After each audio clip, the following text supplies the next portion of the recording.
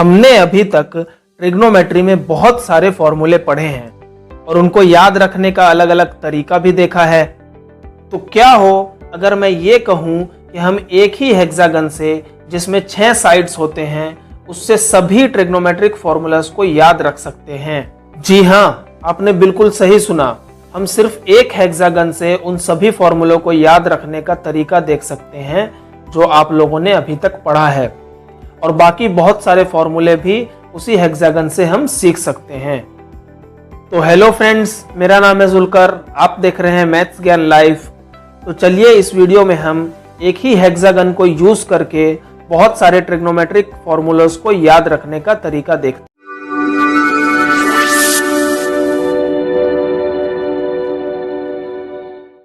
हैं। बस आपको करना यह है कि आप इस तरीके से एक हेक्सागन बनाइए और इन सभी अपोजिट वर्टिसेस को मिला दीजिए, जिससे कि हमें 3 डायगोनल्स मिल जाएंगे और सेंटर में 1 लिख दीजिए।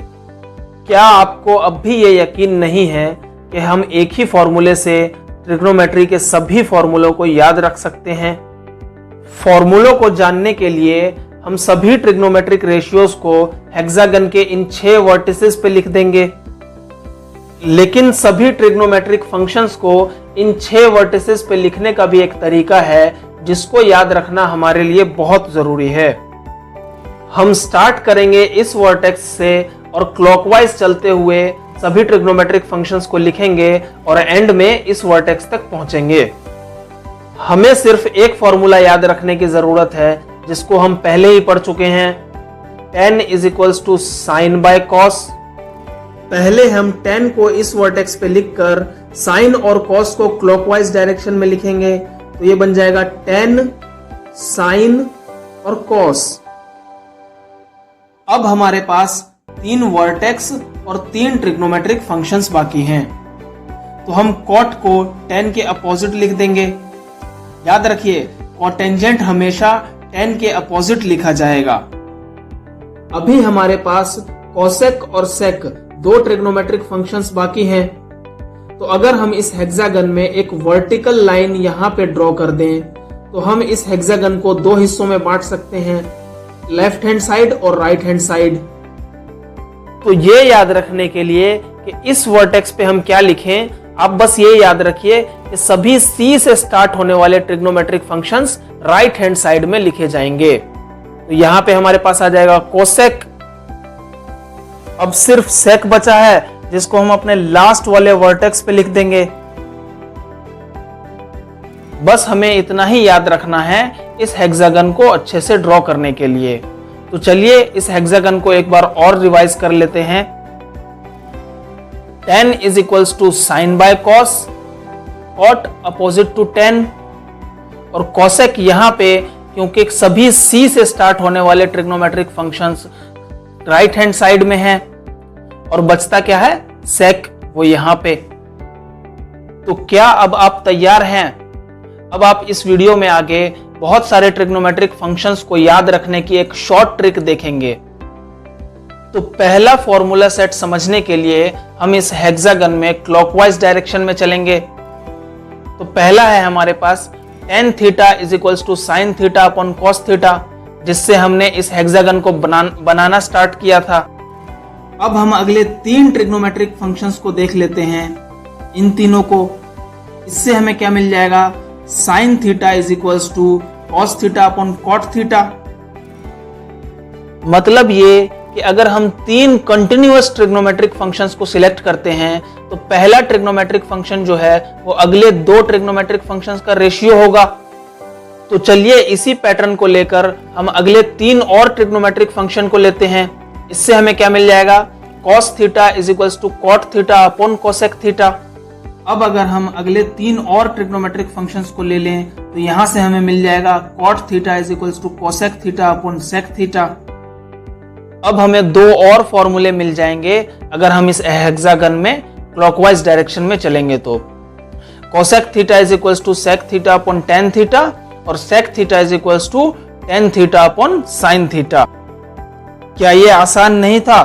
एक हेक्सागन और 6 फॉर्मूले, वो भी बिना किसी मुश्किल के। लेकिन अगर हम ये भूल जाएं कि हमें क्लॉकवाइज डायरेक्शन में चलना है और हम एंटी क्लॉकवाइज इन फंक्शंस को लिखना शुरू कर दें, तो फिक्र मत कीजिए, फिर भी हमारा पैटर्न काम करेगा। First is equal to second by third, मतलब tan theta is equals to sec theta by cosec theta, अगर हम इन तीन ट्रिग्नोमेट्रिक फंक्शंस की बात करें तो। और अगर इन तीनों ट्रिग्नोमेट्रिक फंक्शंस को सिलेक्ट किया जाए तो sin theta is equals to tan theta by sec theta, ये बन जाएगा। और अगर cos से शुरू करके एंटी क्लॉकवाइज डायरेक्शन में चला जाए तो यहां से हमें मिल जाएगा cos theta is equals to sin theta upon tan theta. इसी तरीके से ये लिस्ट चलती रहेगी और हमें 6 और ट्रिग्नोमेट्रिक फॉर्मूले मिल जाएंगे। तो हमें आसानी से 12 फॉर्मूले मिल गए, वो भी एक ही हेक्सागन से। तो चलिए अब हम आगे बढ़ते हैं और देखते हैं कि इस हेक्सागन को यूज करके हमें और किस तरह के फॉर्मूले मिल सकते हैं। पिछले फॉर्मूले सेट में हमने इस 1 को यूज नहीं किया था, तो चलिए अब हम इस 1 को देखते हैं कि ये यहां पर क्यों लिखा गया है।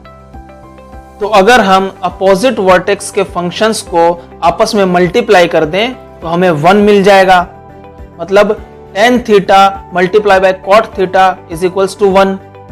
इसी तरीके से sin theta multiply by cosec theta is equal to 1 और cos theta multiply by sec theta is equal to 1। तो जब डायगोनली अपोजिट वर्टिसेस के फंक्शंस को मल्टीप्लाई किया जाता है तो उससे हमें 1 मिल जाता है। अभी रुकिए, अभी तो हमें और भी ट्रिग्नोमेट्रिक फॉर्मूला को इस हेक्सागन से देखना है।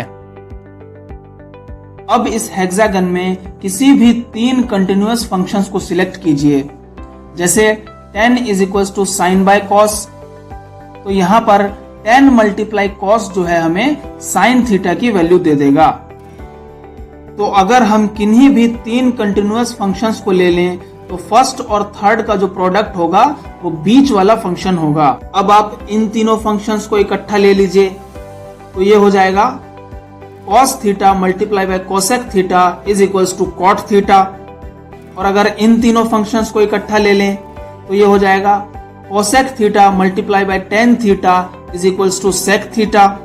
तो ये तो एक और फॉर्मूला सेट अभी हमने देखा इस हेक्सागन को यूज करके। क्या इस हेक्सागन का यूज यहीं तक था? जी नहीं, अभी तो हम इस हेक्सागन को और भी यूज करेंगे और इससे और भी फॉर्मूलास को याद करेंगे। अब आप इस हेक्सागन में सभी डायगोनली अपोजिट फंक्शंस को देखिए, जैसे tan और cot, sin और cosec, cos और sec, ये सभी डायगोनली अपोजिट फंक्शंस हैं और सभी डायगोनली अपोजिट फंक्शंस जो है एक दूसरे का रेसिप्रोकल होता है। जैसे कि आप इस एरो को देखिए, ये एरो हमें बताता है कि साइन थीटा जो है वो 1 अपॉन कोसेक थीटा के इक्वल होगा और ये एरो हमें बताता है कि कॉस थीटा जो है वो 1 अपॉन सेक थीटा के इक्वल होगा। इसी तरीके से कॉट थीटा जो है वो 1 अपॉन टेन थीटा के इक्वल हो जाएगा। अगर इस एरो को इस डायरेक्शन में ड्रॉ किया जाए तो हम ये भी कह सकते हैं कि टेन थीटा जो है वो 1 अपॉन कॉट थीटा के इक्वल होगा। याद रखिए कि डायगोनली अपोजिट फंक्शंस जो हैं वो एक दूसरे का रेसिप्रोकल होता है। चलिए अब अगले फॉर्मूला सेट को देखते हैं कि इस हेक्सागन से हमें और क्या मिल सकता है। क्या आपको कॉम्प्लीमेंट्री एंगल्स याद हैं? दो एंगल्स कॉम्प्लीमेंट्री होंगे अगर उनका सम 90 डिग्री के इक्वल हो और ट्रिग्नोमेट्रिक फंक्शंस का एक खास रिलेशन होता है कॉम्प्लीमेंट्री एंगल्स के साथ। जैसे कि इस एरो को अगर आप देखें, ये हमें साइन और कॉस के बारे में क्या बता रहा है? ये बताता है कि साइन थीटा जो है वो cos of 90 degree minus theta के इक्वल होगा।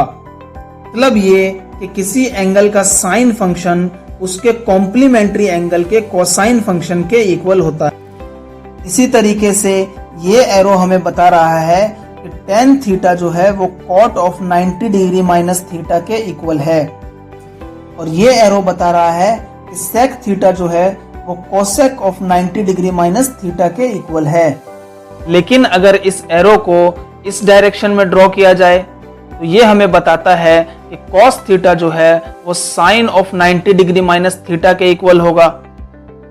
तो ये हॉरिजॉन्टल एरो हमें बता रहा है कि किसी एंगल का एक फंक्शन उसके कॉम्प्लीमेंट्री एंगल के अपोजिट फंक्शन के बराबर होगा।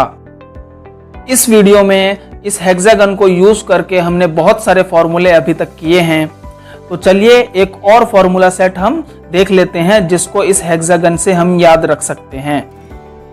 अब अगर हम इस फिगर को, इस हेक्सागन को ध्यान से देखें तो हमें इस फिगर में 6 ट्रायंगल दिख रहे हैं, लेकिन हमें 3 ही ट्रायंगल पे फोकस करना है, इस ट्रायंगल पे, इस पे और इस पे। तो अब हम इस ट्रायंगल में क्लॉकवाइज डायरेक्शन में चलेंगे कुछ इस तरीके से, साइन, कॉस और 1। इससे हमें बहुत इंपॉर्टेंट आइडेंटिटी मिल जाएगी कि इसका स्क्वायर प्लस इसका स्क्वायर इज इक्वल्स टू इसका स्क्वायर। तो ये क्या मिल जाएगा हमें, sine square theta plus cos square theta is equal to 1।